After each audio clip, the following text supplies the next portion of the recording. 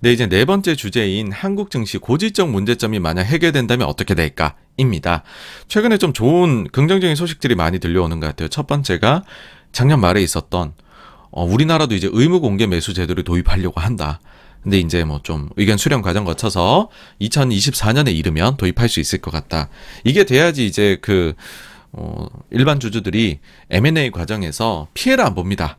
대주주들만 프리미엄을 받고 파는 거는 이제는 없어지게 되는 거죠. 여전히 이제 그게 다 보호되는 수준으로 얘기가 나온 건 아니에요. 근데 어쨌든 이게 도입된다는 것 자체가 상당히 의미가 있고 그 뒤에 이제 제도를 강화해 나가야 되겠죠. 그렇죠? 다음으로 지난주에 나왔던 얘기. 자사주 매입 시에 소각을 의무화하는 거에 대해 논의를 하겠다. 이거 진짜 좋은 얘기예요. 이게 해외는 자사주 사면 당연히 소각이 전제된다라고 생각하는데 이 외국인 투자자들이 한국은 깜짝 놀라는 거죠. 아이 코리안들은 그렇게 안 해. 그거 가지고 있다가 나중에 재벌들이 지배구조에 써먹거나 아니면은 돈 부족할 때 또 그 팔아가지고서 그거 다 오버행으로 나오더라. 그러니까 자사주 사는 거 좋게 볼 거 아니야. 이렇게 좀 받아들이고 있어요. 외국인 투자자들이. 이건 아니잖아요. 그렇죠? 그럼 무슨 그게 주주 환원책입니까? 그렇죠? 그리고 또 지난주에 나온 굵직한 이슈 중에 하나가 이거예요. 한국 증시 지금 선진지수의 편입 시도를 구체적으로 한다라는 거예요. 자, 추경호 그 부총리가 뭐라 그랬냐면 내년 하반기부터 외환시장 새벽 2시까지 연장을 하겠다. 저희 채널에서 참 여러 번 말씀드렸습니다. 우리나라가 선진지수에 들어가려고 노력해요. 막 이런 얘기들 나올 때마다 제가 여러분들 딱 하나만 보시면 됩니다.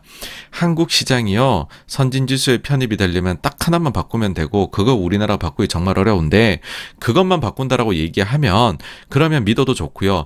그 얘기 안 하면서 들어가려고 노력한다라고 하면 그거 전혀 가능성 없으니까는 절대 믿지 마세요. 그렇게 얘기를 드렸어요. 그게 뭐냐면 외환시장 전면 개방이에요. 우리나라.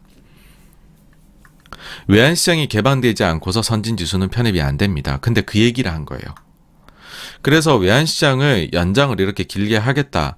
그래서 궁극적으로는 우리가 외환시장 개방하겠다라고 하면 한국도요. 선진지수 바로 들어갈 수 있습니다. 여러분. 이거는 이미 정부 관계자들이 다 알고 있어요. 금융관계자들이. 그래서 이 얘기가 구체적으로 그전까지는 이 얘기 안 나왔거든요.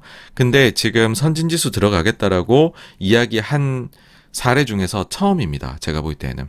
구체적인 거 얘기 나온 거는. 그래서 만약 이게 진행된다라고 하면요. 이거는 가능합니다. 우리가.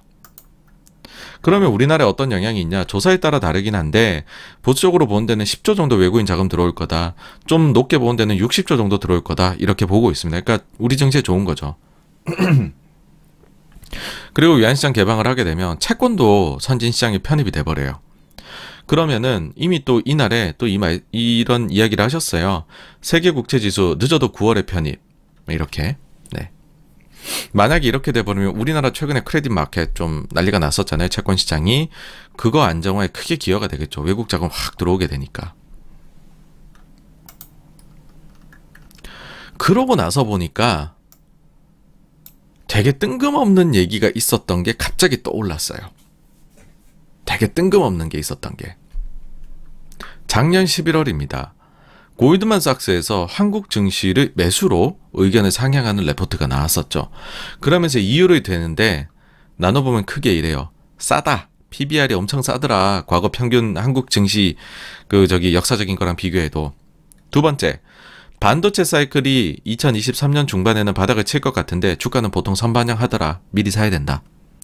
세 번째, 마찬가지 얘기긴 한데 한국은 이익을 선반영하는 경향이 있더라. 미리 사야 된다. 네 번째, 외국인 지분율이 너무 낮다. 이보다 더 낮아질까? 외국인 매수 들어오겠지. 그리고 요 네 개 말고 제가 이거는 왜 이야기로 했지? 그냥 뭐 보고서 쓰다가 좀 본인의 바람을 추가한 건가? 라고 제가 그때는 조금 평가절하했었던 건데. 다섯 번째, 혹시나 한국의 MSCI 선진지수에 편입된다면 어떻게 될까요?가 투자 포인트 중에 하나였습니다. 이때.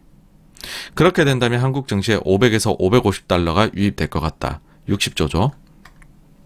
그러면 한국 증시는 어떻게 될 거냐? 밸류에이션이 선진지수 수준으로 재평가될 거다. PE, PBR이. 그럼 그것만으로도 한국은 30%의 추가적인 주가 상승 여력이 있다라고 이야기를 했습니다. 그때 진짜 뜬금없다 생각했는데 근데 우리나라 좀 그런 특성이 있어요. 뭐냐 하면 정부도 그렇고 우리나라 대기업들도 그렇고 국내 쪽 셀사이드 쪽에 알려주는 것보다 해외 쪽 셀사이들한테 좀 많이 알려줘요. 얘기도 더 많이 하고. 예를 들면 모기업 같은 경우에 한국의 기관 투자자들하고 컨퍼런스 콜을 할 때 톤과 해외 기관하고 얘기할 때 톤이 극단적으로 다른 게 몇 군데 있어요. 얘기를 더 안 해주는, 이제 국내는 잘 안 해주는 거죠. 그래서 해외는 지인한테 물어봐야 됩니다. 야, 그건 너네한테 뭐라 그랬냐? 막 이러면서 물어보고 해야 되는데, 모르겠어요. 요 얘기가 이때 왜 나오나 했는데, 네. 뭐, 그렇습니다. 근데 개인적으로 저희 기대하는 거는 이런 것들 통해서 상법 좀 개정해 주셨으면 좋겠어요. 우리 그 이사회 충실 의무 있잖아요. 제가 이제 작년 설 때 그 부근에 해가지고서 그 이제 KBS 라디오 성공 예감에 나가서 그때 당시에 경북대학교 로스쿨의 이상홍 교수님하고 같이 특집 방송을 한 적이 있었죠. 요번에도 사실은 또 이제 또 다양한 제가 요거를 지금 이미 녹화를 한 것도 있고 또 연초에 나와서 지금 설 전후로 해서 방송 나가서 얘기할 그런 특별 코너가 짜여진 것도 있어요. 그래서 이걸 좀 더 강조를 계속 드릴 텐데 어쨌든 이게 최고 핵심입니다, 여러분. 이게 무조건 돼야 돼요. 네, 이게 무조건 돼야 됩니다. 그러면은 우리는 정말로 수준이 확 올라갈 수 있어요. 선진 수준으로. 네, 그래서 이게 정말 참 잘 되었으면 좋겠다, 그런 바람이고요. 그러고 보니까는 우리가 연초에 수급이 참 좋아요. 그죠? 요게 이제 100만 원 단위인데 연금도 계속 사주고 있고 외국인도 사주고 있습니다. 뭐 감사할 일이죠, 그쵸? 무슨 이유인지는 모르겠지만, 네.